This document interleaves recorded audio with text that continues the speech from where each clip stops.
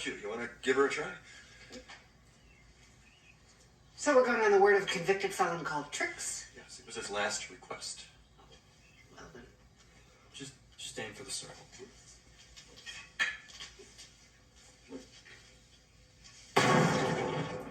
Nice swing. There Goes the Neighborhood, a movie from '92 directed by Bill Phillips and starring Jeff Daniels and Catherine O'Hara.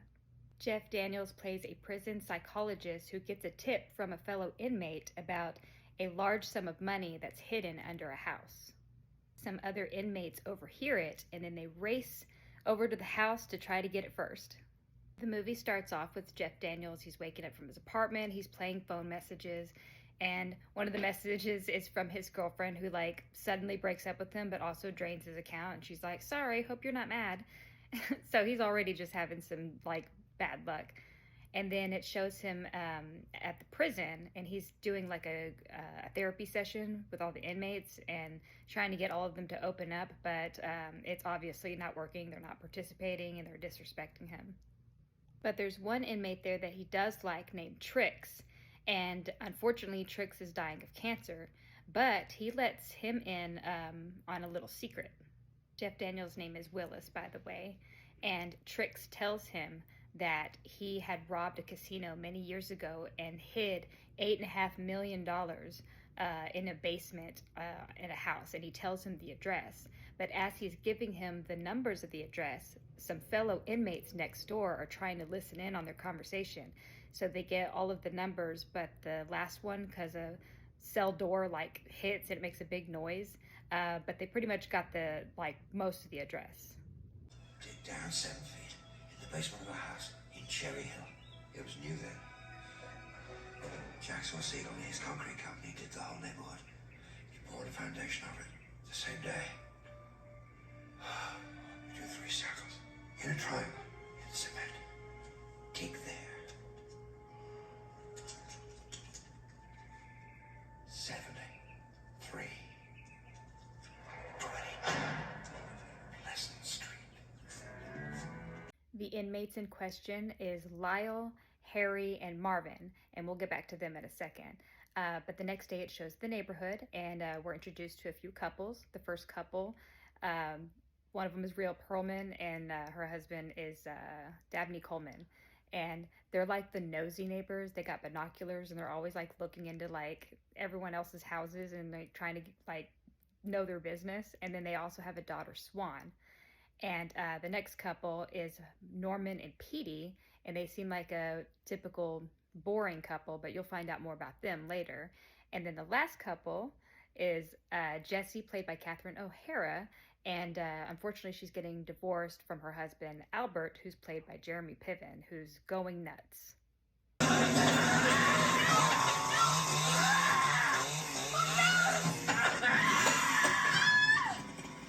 You wanted half!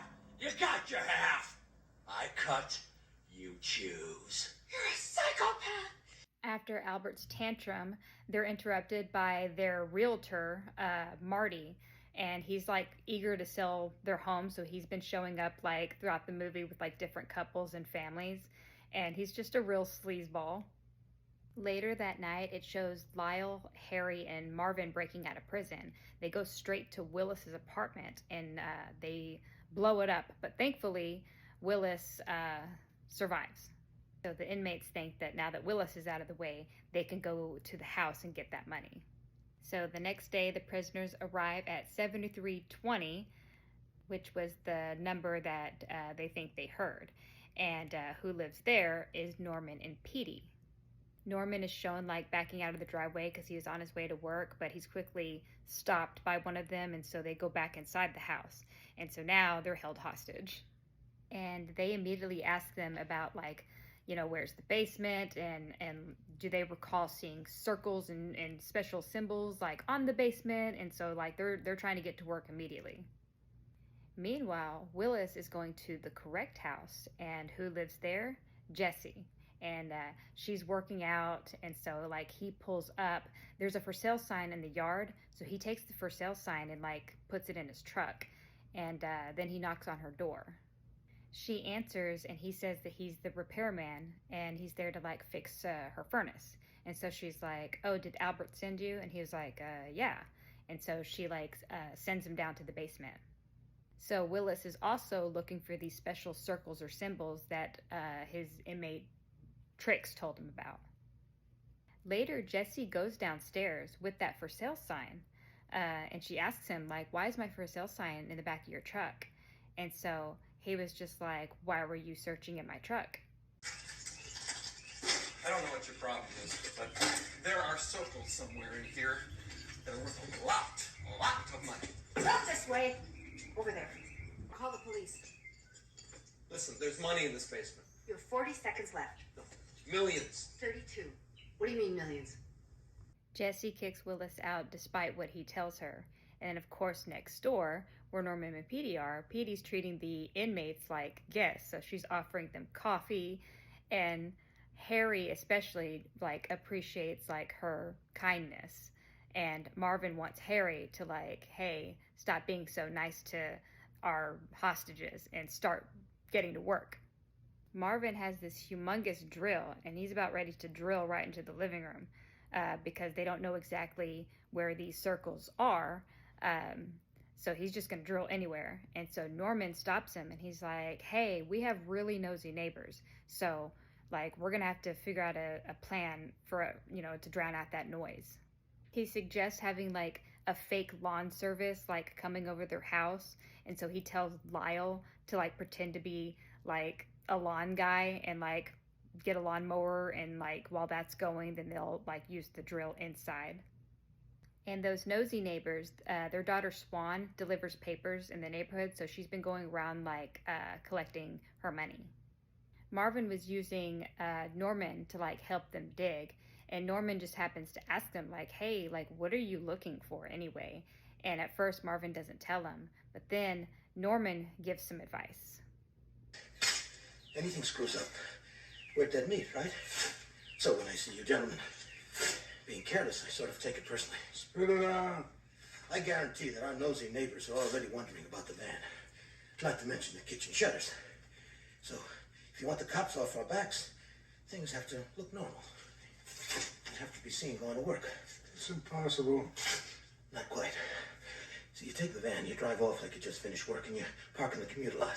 Tomorrow morning, I drive off as if to work, one of you on the floor with a gun in my belly, just in case I make any false move.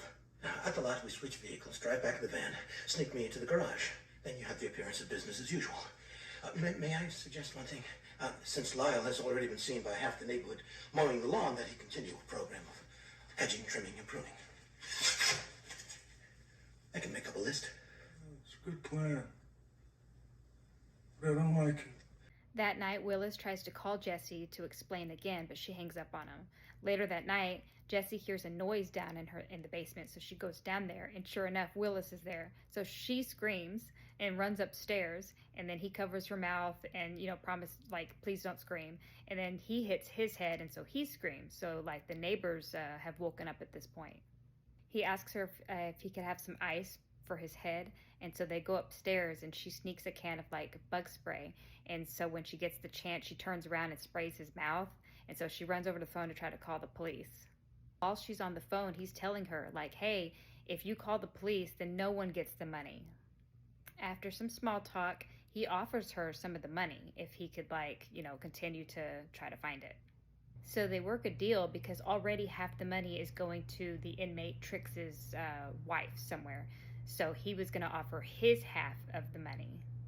The next day, they're going with Norman's plan. So Lyle is seen, like, pulling up a van and, like, getting out a lawnmower. And so, of course, nosy neighbors are looking, and they're like, "Oh, how did they get a lawn service? We need to find out how much they charge." So Swan goes up there because she has to collect her paper money anyway. And so she runs into Lyle. $7.50. They're busy. Yeah. Thanks. Whoa! I thought you said $7.50. Well, for one thing, they usually tip me, and for another, I don't have any change. You the new gardener? What if I am? My parents need one. How much do you cost? I'm booked. They're very competitive. I'm sure they'll pay more than you're getting here. Tell them I can't be bought. They'd never understand. Then tell them to go fuck themselves. They'll understand that. Swan tries to go to Jesse's next, but she doesn't answer. But immediately after, the realtor shows up, so she's definitely hiding from him. After Marty tries both the front and the back door, he rings a couple times, but then he finally leaves. Back to Norman and Petey's house, Lyle's shown giving some bad advice to some kids. He started it. He squealed on me in school today. Yeah, he told the teacher on us. Break his glasses. What? You want to teach him a lesson? Then break his glasses. Cut it out! There are rules to life. One of the most important you'll find is nobody likes a squealer. Now tell him. He does it again, you'll hurt him. Come on. There's a philosophical point I'm trying to make here. The world is divided into the doers and the doees. The doees pay taxes and generally get shitted upon. People look up to the doers. I'm a doer. Lyle, may I have a word with you? Sure. There's something seriously wrong with you, mister. Maybe yes. Maybe no. Then Albert arrives to get some more of his things, and Jessie doesn't want Albert to see her kind of dirty because they've been digging down in the basement. And so Willis is like, I'll go take care of him. And so he faces Albert, and Albert's just like, who are you? Are you sleeping with Jessie? And, Willis is trying to tell him to leave, but sure enough, Jessie comes in kind of afterwards. She fixed herself up or whatever, and she is trying to make Albert jealous. And so Albert storms off. But then Jessie immediately regretted what she did. But who's not showing any regret is Harry, who's coming on to Petey. I don't buy that excuse. You have got to learn to be responsible for yourself. So I shrink. Well, now come on. You've got a lot going for you. You're good looking. You've got a great body, an inquisitive mind. You appreciate fine food and You said a good body or a great body? that's the key.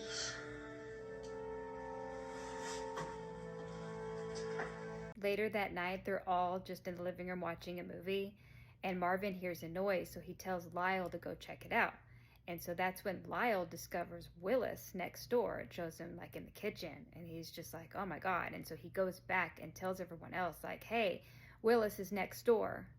And then Marvin is startled, so he accidentally shoots his gun. And then it gets to a point where they're all just kind of turning on each other. They're yelling at each other because Marvin was disrespecting Petey, and Harry was like, no, don't you talk to her like that. And so it just chaos. Marvin finally reveals why they're doing all that digging.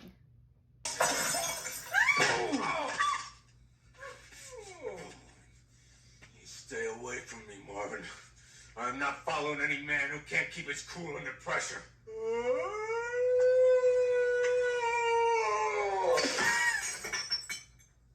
Shouldn't have done that. I'm splitting. You want to walk away from $8 million? Be my guest. My ass is more valuable. You're both losing it. If he knew we were here, he would have tried to bust us by now. Not if he knows we're sitting on the money. The realtor stops over yet again just to check on Jessie, although we know what he's really checking on.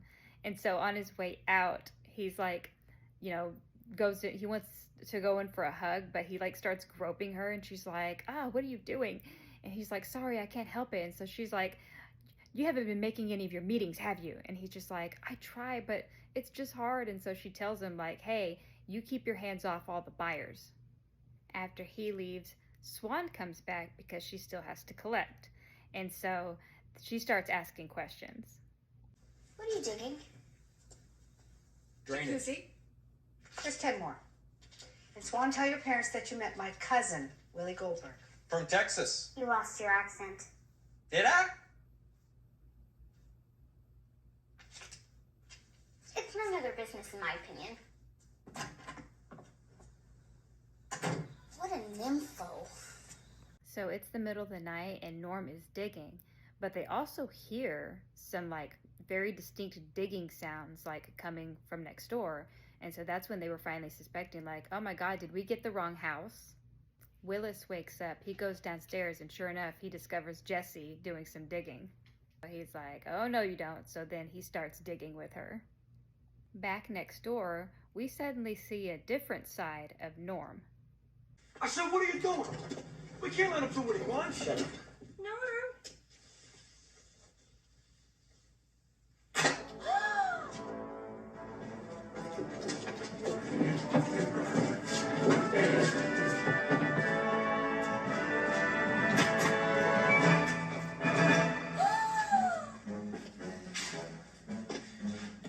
From Cuba, with love.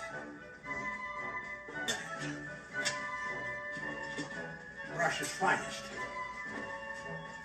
Nostrovia.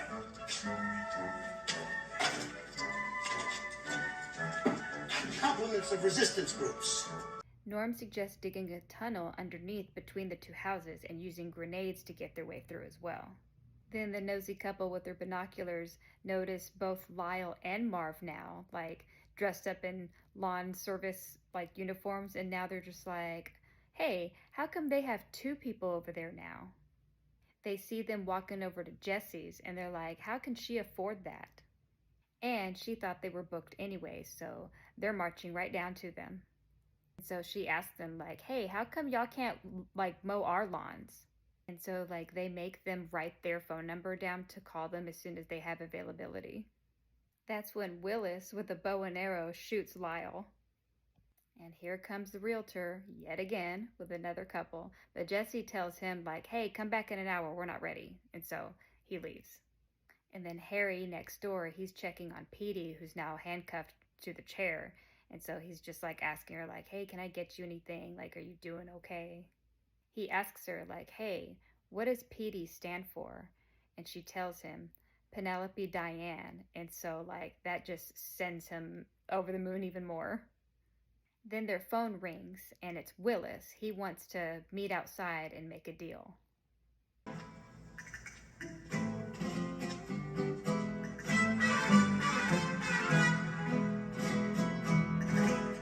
So I guess you heard about Trix Bissell's money, right?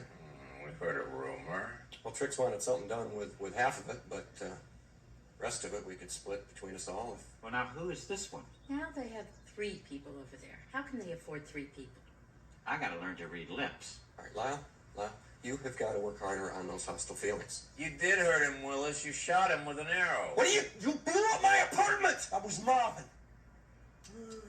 Willis wants to divide his share with them, and they agree, but of course they don't believe him, so they just go back to the house and get back to work. So the realtor comes back with the couple, and so they go around to like the back and hang out by the pool, and then he's up to his sleazy antics. Honey, look at this diving board. What's wrong with you? I'm trying to get help. You are? Yeah. So am I. We meet Wednesdays. We meet Tuesdays. Am I hurting you? Just a little. Earlier, Albert stopped by again, and he was suspicious of the 3 guys there. So it shows him at the police station, and he's like IDing them with the policemen, what they looked like.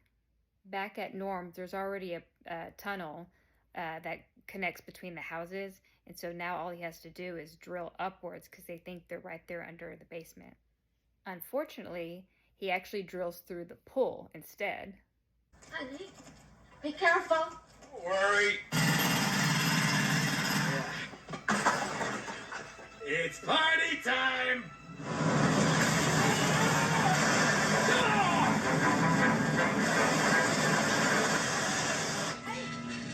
What's That going was on the here? tower. Did you back up what we've been doing here? You were supposed to do that. Now look what you did. Then a whole bunch of cops show up. They start coming out, pulling out their guns, and so Willis and Jesse hear them, and they think they've been caught. 472 and 550.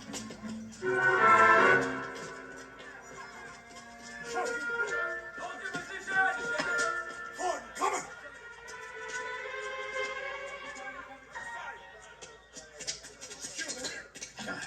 What? What is it? Swan. What's going on here? Somebody please tell us what is going on here.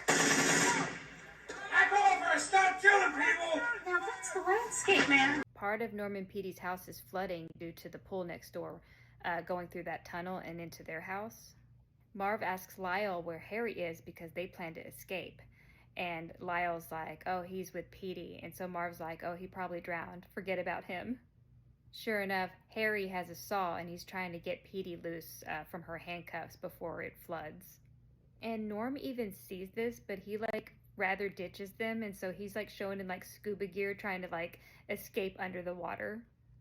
In order to escape from the police, Marv yells at them and says, hey, I have a hostage. And so Lyle dresses up as Petey so they could get in a car and leave.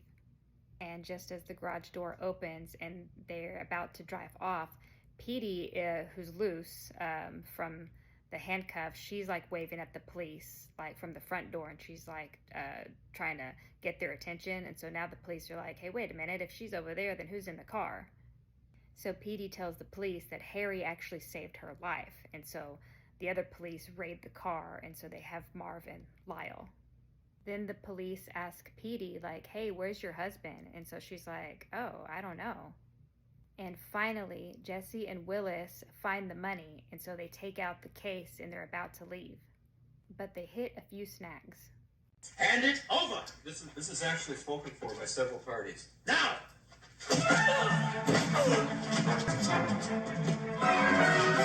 That's far enough. Marty? Look, it's not her fault, all right? Why don't you just let her go? Why don't you just take her with you or something, all right? But just don't kill anybody. How about it, Jess? That was very nice of you. Oh, Marty, no, I couldn't leave Willis behind. Then shut up and turn around, both of you. You try being realtors. Me, I'm through selling ugly houses to stupid people. I don't think your house is ugly. Jesse and Willis try to leave, but they're stopped by police. And then Petey notices Norm trying to escape using Swan's bike, but she waves at the police to go get him. After Willis explains about the money, then the police open the case to examine it. But unfortunately, it didn't make it.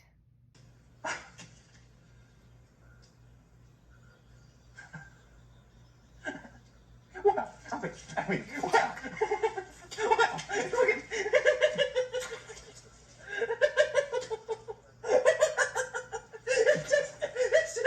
It's just all rotten. One by one, the crooks are all being hauled off, and Jesse and Willis go back down to the basement, and just when they felt like they did all this for nothing, they lean in and they discover all these bags of gold. So they end up having a happy ending, and that's the end of the movie. I loved this movie so much growing up. I don't think it ever made it to DVD. I only had the VHS. And I don't even think it's streaming anywhere. I think it used to, but it's so hard to find. So if anybody else out there has ever seen this movie, what did you think? Did I leave anything out? Leave a comment below. I'd love to hear from you. He's staying with the broad. Yeah, this is choice. Let's go.